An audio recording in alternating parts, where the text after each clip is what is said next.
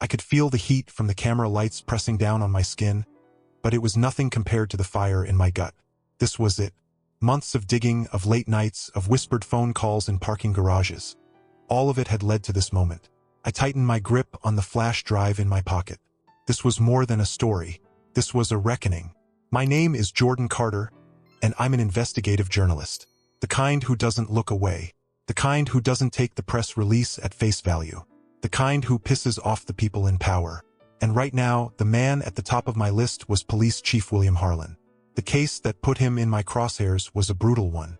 Devin Brooks, a 22-year-old college student, was beaten unconscious by officers during what should have been a routine traffic stop.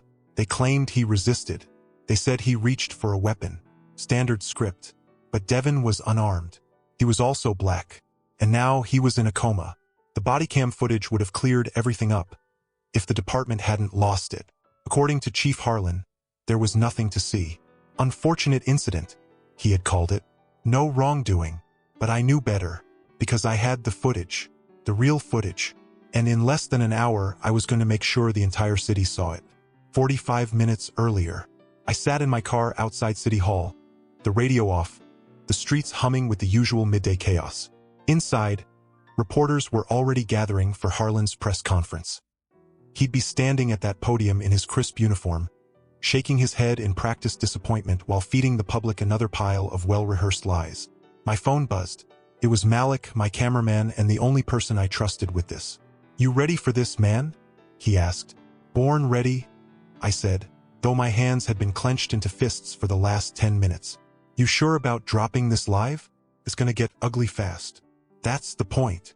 There was a pause. Then Malik exhaled through his nose. "All right, see you inside."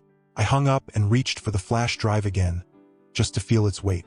The footage had come from a source inside the department, an officer who couldn't stomach the lies anymore. He had smuggled the raw bodycam files to me, risking everything. If anyone found out who he was, he'd lose his job. Maybe worse. I had watched the video more times than I could count. The footage was damning. It showed everything. Devin Brooks sitting in his car, hands on the wheel. The cops yanking him out before he had a chance to react. The fists, the batons, the boots. His screams. And then, the moment that made my stomach turn every time. The final blow to his head. The sickening crack of his skull against the pavement. And the worst part? The voice that followed. "Turn that damn thing off." It was Harlan's voice, clear as day, inside the press conference. I slipped into the back of the crowded room, keeping my head low. The place was packed, reporters, camera crews, city officials. Everyone wanted their soundbite. Harlan was already at the podium, flanked by 2 officers in full dress uniform. His expression was appropriately solemn. A man who wanted you to believe he cared. "First and foremost, our thoughts are with Mr. Brooks and his family during this difficult time," he said, voice smooth and practiced. "We understand the public's concerns, and we take allegations of excessive force very seriously. Lies, every single word. After a thorough internal review, we have found no evidence of misconduct. The officers followed proper protocol, and any injuries sustained were the unfortunate result of a highly volatile situation." I gritted my teeth. Any second now, reporters would start lobbing their usual questions, the ones Harlan would dance around like the pro he was. But today was different. I caught Malik's eye across the room. He had already set up near the back, his camera rolling. I gave him the signal. Showtime. I stepped forward, clearing my throat just loud enough to cut through the murmurs. "Chief Harlan," I said, my voice steady. "You said there's no evidence of misconduct. Are you absolutely sure about that?" Harlan turned his gaze on me, and for a fraction of a second, I saw it. A flicker of recognition. He knew exactly who I was. "That's correct," he said, his tone clipped. "The investigation was thorough, Mr. Carter. We reviewed all available footage and—" "You mean the footage your department lost?"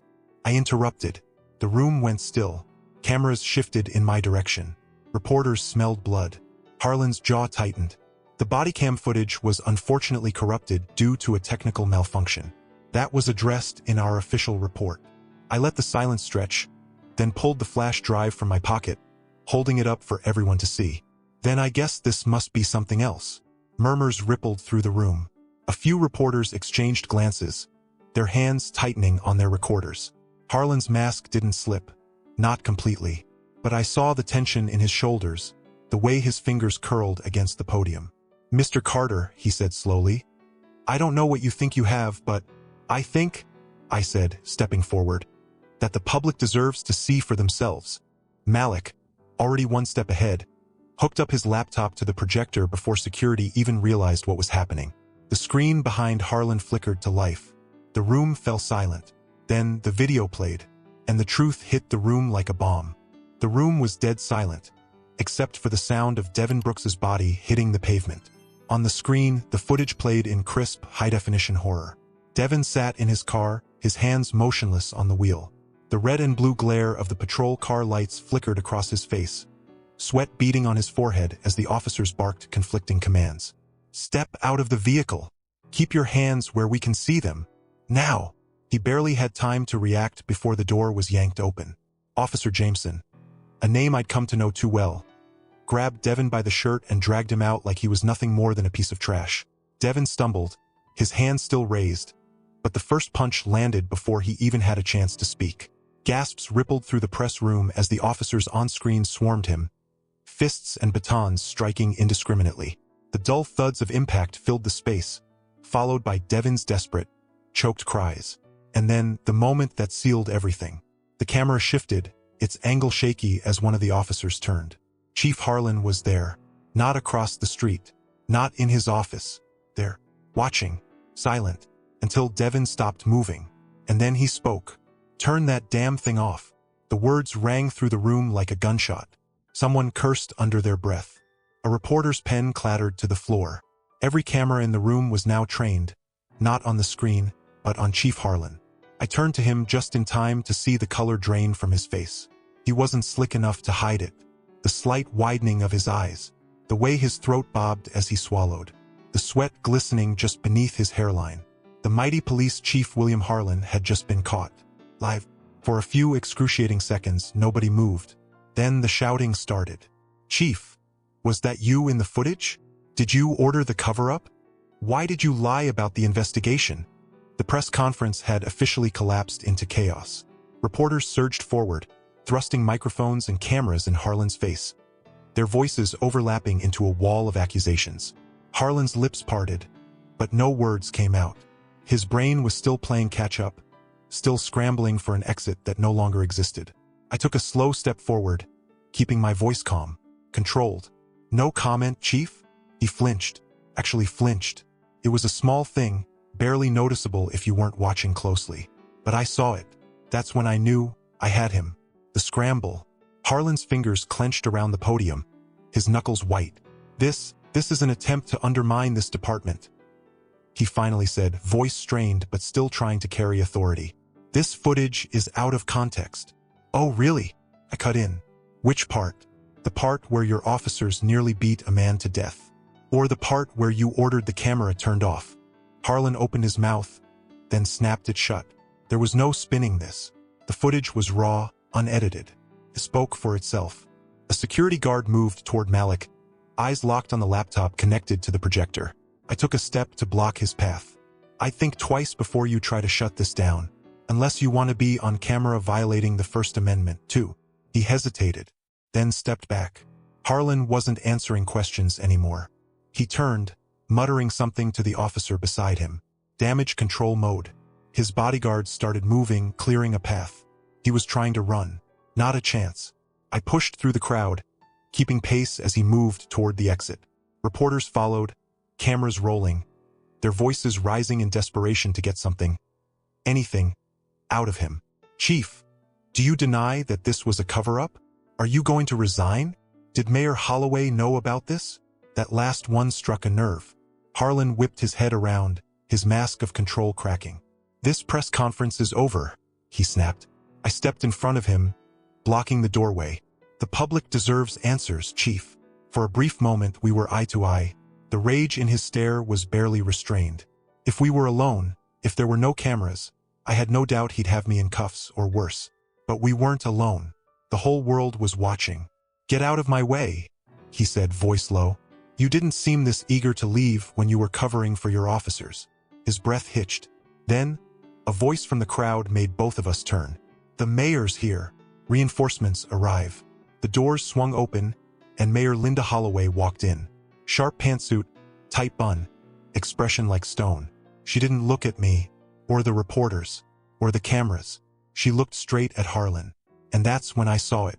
The one thing Harlan had hidden this whole time. Fear. Not at me. Not at the press. Not even at the footage. No, this was different. This was the fear of a man who just realized the person he'd been protecting wasn't about to protect him back. The mayor stopped in front of him, arms crossed. "Chief Harlan," she said, her voice even. "We need to talk." The entire room went silent again. Harlan stood there, frozen. He knew, just like I did, that whatever conversation they were about to have, it wasn't going to end in his favor. I leaned in, my voice just loud enough for him to hear. "You're finished." His jaw clenched.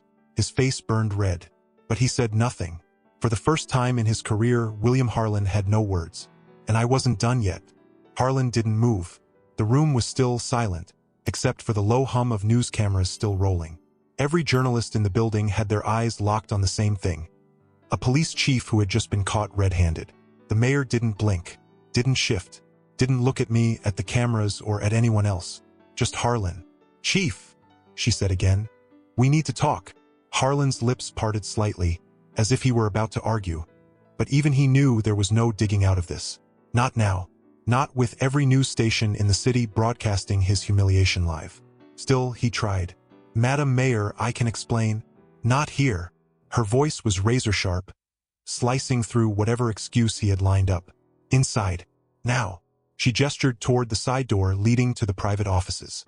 Harlan hesitated, just for a second. But then he nodded stiffly and stepped forward. The cameras caught every moment. His tightened jaw, the vein twitching in his temple, the way his hands clenched at his sides like he wanted to grab something, to control something. But there was nothing left to hold on to. He was sinking, and he knew it. Before he disappeared into the hallway, he turned, just for a second. His gaze landed on me, burning. I smiled. Then he was gone. The wolves move in. The moment the door shut behind him, the room exploded. "Mayor Holloway, did you know about the cover-up? Is Chief Harlan being placed on administrative leave? What disciplinary action will the city take?" The mayor turned toward the crowd, her expression unreadable. For a second, I thought she was going to answer. That maybe, just maybe, she'd take a stand. But she didn't. Instead, she raised a single hand. A cold politician's gesture, commanding silence. "We will be issuing an official statement once we have gathered all the facts," she said smoothly. "That is all for now." Then, without another word, she followed Harlan through the door. The press wasn't satisfied. I wasn't satisfied, but I knew what had just happened. She was about to cut him loose. Outside the storm, I stepped outside City Hall, my pulse still racing. The air was thick with humidity. The sky overcast like the city itself was holding its breath. Malik was waiting near the curb, his camera bag slung over his shoulder. When he saw me, he shook his head, half in disbelief, half in admiration. "Damn," he muttered. "You really did that." I exhaled, running a hand over my face. "Yeah. You think Harlan's done?" I thought about the way he looked at me before leaving. That raw, undiluted hatred. "Not yet," I said. "But he will be." Malik glanced over my shoulder, then let out a low chuckle. "Well, you just became the most famous journalist in the city." I followed his gaze. The reporters were pouring out of City Hall now, phones in hand, some already typing, some calling their editors, some looking around like they were searching for me.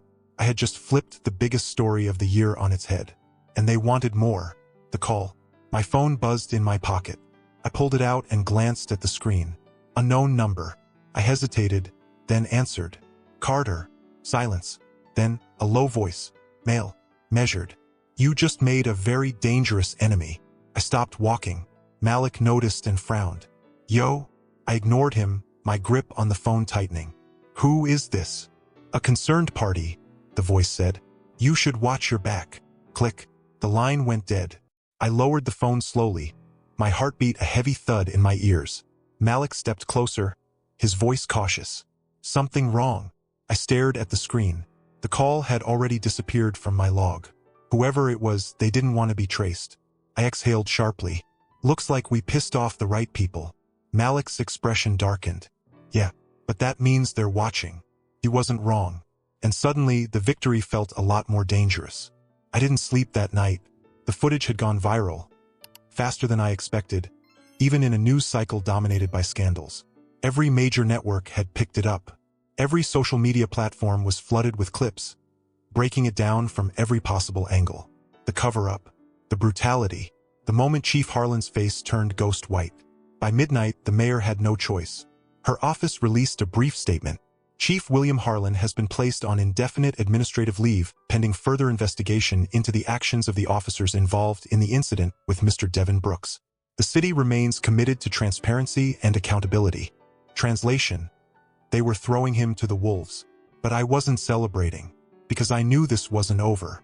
Not even close. The shadow moves. At 3:27 a.m., my phone buzzed. Another unknown number. I stared at it for a long second before answering. Carter. Silence. Then a voice different from before. This one was calm, professional, dangerous. You should have stopped while you were ahead. I sat up straight, every nerve in my body alert. I'm sorry, I didn't catch that. Could you repeat it for the recording? A soft chuckle.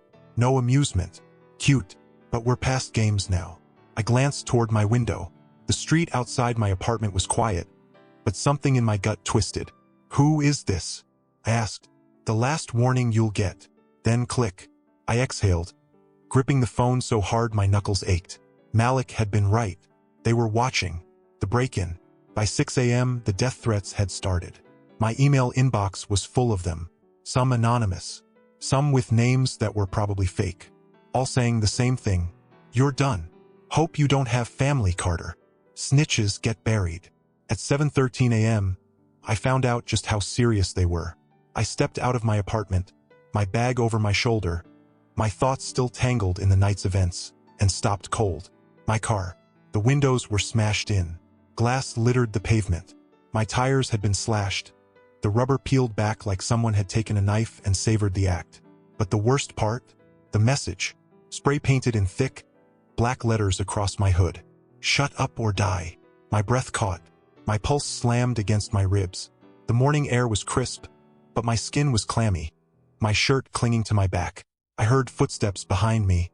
Turned fast, too fast. Just an old man walking his dog. Not a threat. Not yet. Malik was the first person I called. He showed up 15 minutes later, his face tight as he took in the damage. They're trying to scare you, man, he said, shaking his head. That's all this is. I let out a slow breath. It's working. He didn't laugh. Neither did I. The cop in the coffee shop. By noon, the city had fully turned on Harlan. The footage had reached national news. Pundits were dissecting it, demanding arrests. Protesters were gathering outside the precinct. And me? I was sitting in the back of a coffee shop, drinking cold, bitter coffee, trying to shake the feeling that I was being watched. Malik sat across from me, scrolling through Twitter. You see this? He turned his phone around. A leak. Internal memos from the department. They were scrambling, trying to control the fallout, trying to keep officers from speaking to the press. I barely had time to react before I noticed the man at the counter. Police. Not in uniform, but I knew the look. Short cropped hair, broad shoulders, a presence that said I can break your face and get away with it. He ordered coffee, didn't look around, but something about him sent every instinct in my body into overdrive. Malik, I muttered. Guy at the counter. See him? Malik followed my gaze, then exhaled sharply. Yeah, and he sees you. The cop turned, slowly, deliberately. His eyes met mine, held a long, pointed stare. Then he smirked, tipped his cup toward me in a mock toast, and walked out. I didn't breathe until he was gone. They're making moves, Malik muttered. I know, I said, and the worst part? I didn't know what was coming next. I didn't go home that night. Couldn't. Not after the cop's little show in the coffee shop. Not after the car. Not after the voice on the phone. I knew what was happening. The intimidation wasn't just a threat anymore, it was a promise. Whoever was behind this, they weren't just coming for my reputation. They were coming for me. So I did what I had to do. I went dark. Malik let me crash at his place. A cramped apartment in a part of town where sirens were as common as the sunrise. He didn't ask questions. Just handed me a spare key and a cold beer, the silent kind of gesture that meant more than words. I was grateful, but sleep, that was out of the question.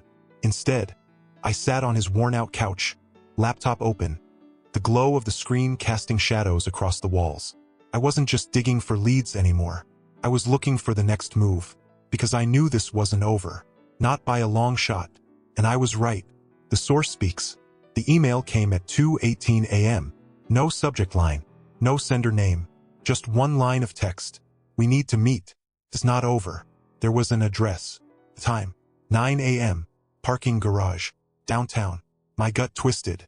Could be a trap. Hell, it probably was a trap. But I had to go.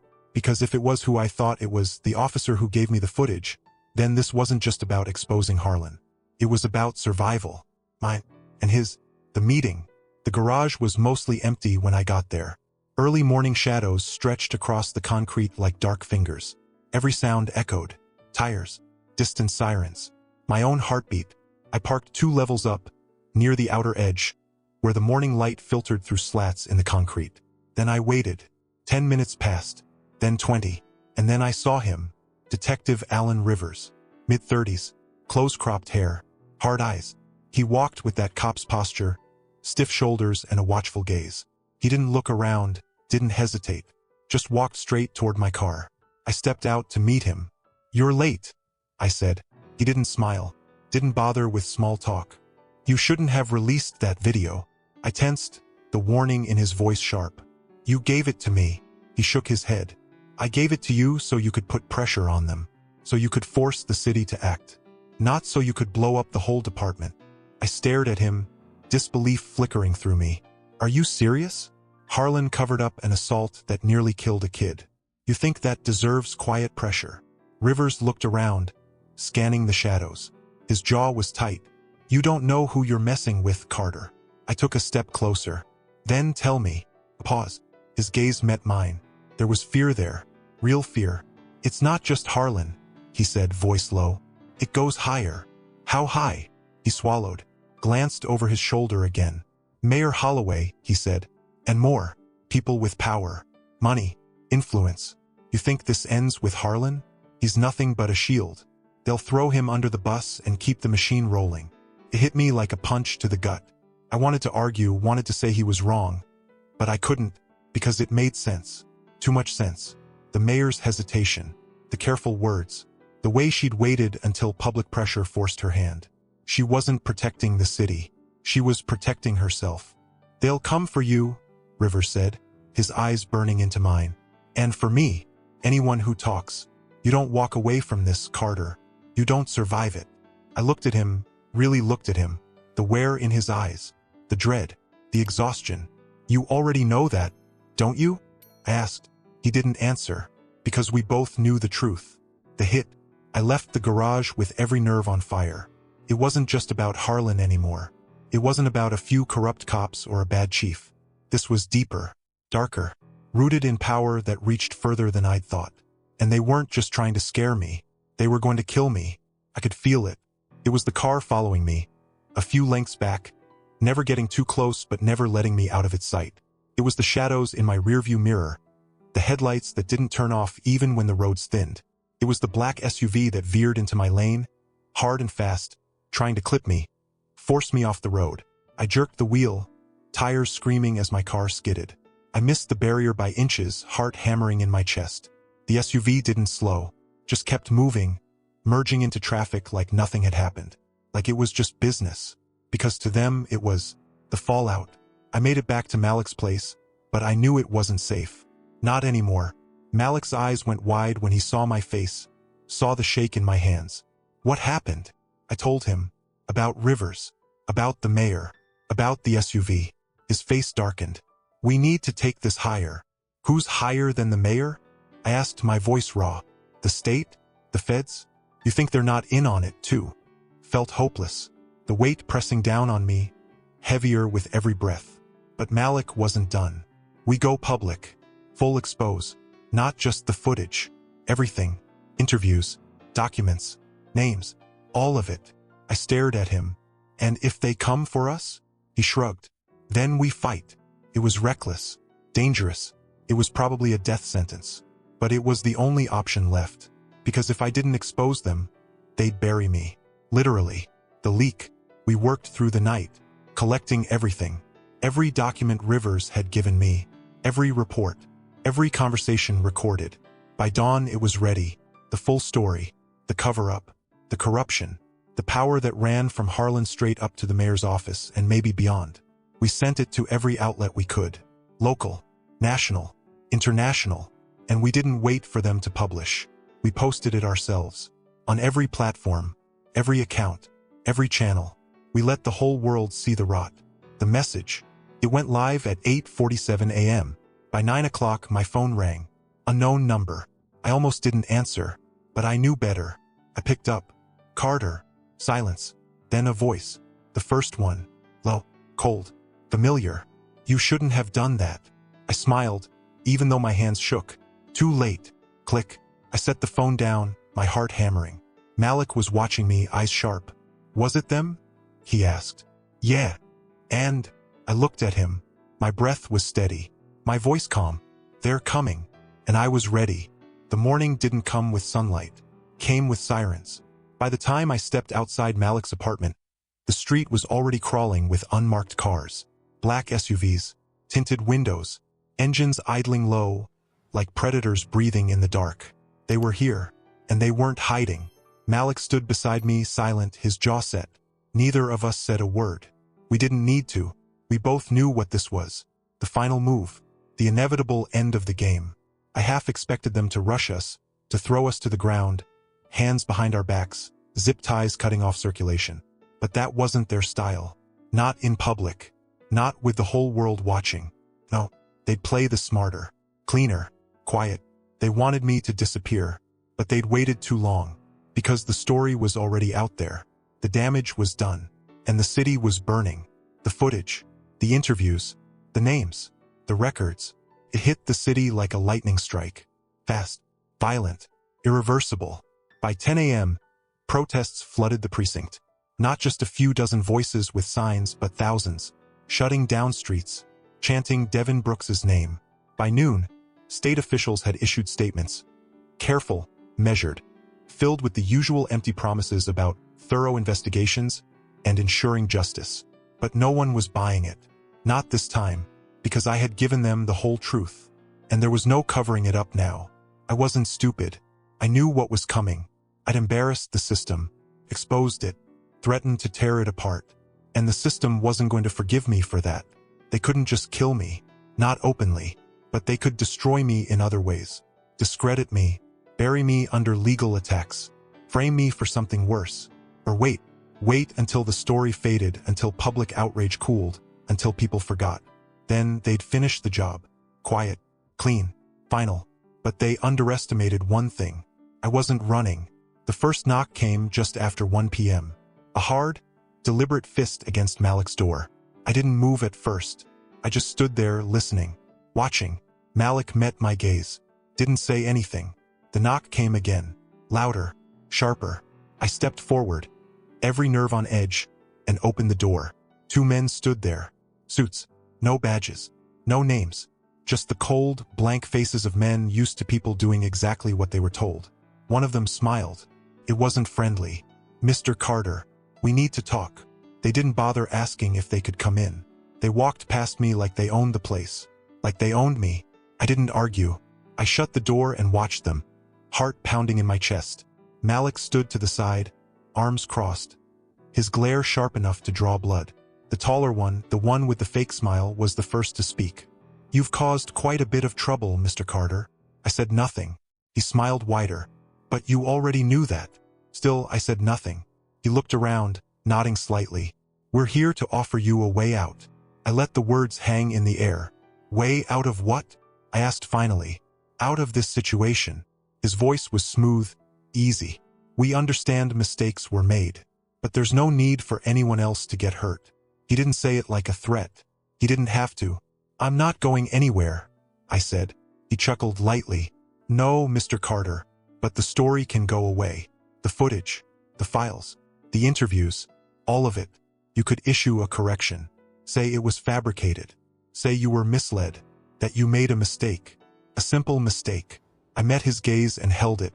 You're wasting your time, I said. His smile faded. Just a little. The second man stepped forward, his eyes hard. Colder.